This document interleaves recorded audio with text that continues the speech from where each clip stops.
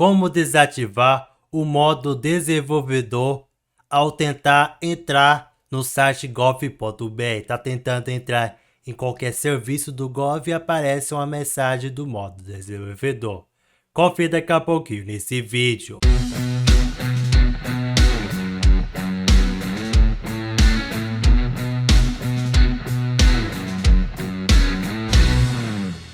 E aí pessoal, tudo bem? Sejam muito bem-vindos ao canal. Eu sou Eduardo e hoje ensino como resolver o problema muito comum que vai tentar entrar na conta gov.br.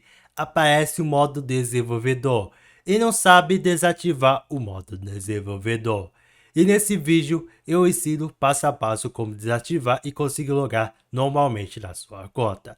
Antes de começar o seu vídeo, é deixar o seu like e se inscrever no canal e ativar as notificações. Siga no Instagram, Eduardo Lima, e eu ver na descrição do vídeo. Vamos aqui no tutorial para vocês. Tá aquela tela para vocês, pessoal. Se o gov.br está aparecendo a mensagem, está em modo desenvolvedor, está aparecendo a mensagem, é muito simples. A primeira coisa é desativar. Basta arrastar a draw de aplicativos e procurar configurações. Nas configurações, vai lá embaixo procurar opção de desenvolvedor, clica e clique em desativado. Já desativou. A primeira coisa já foi desativado e pronto, já resolveu o problema. Mas não resolveu o problema do gov.br. Depois disso, você vai clicar em sobre o telefone, clique em informações do software e clique no número da compilação 2 vezes.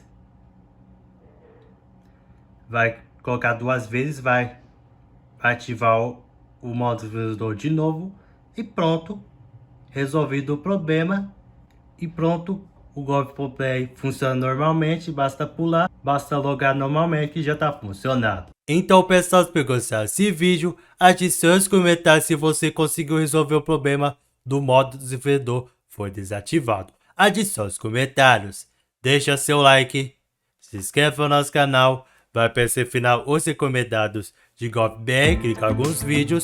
Um big beijo e até o próximo vídeo. Fui!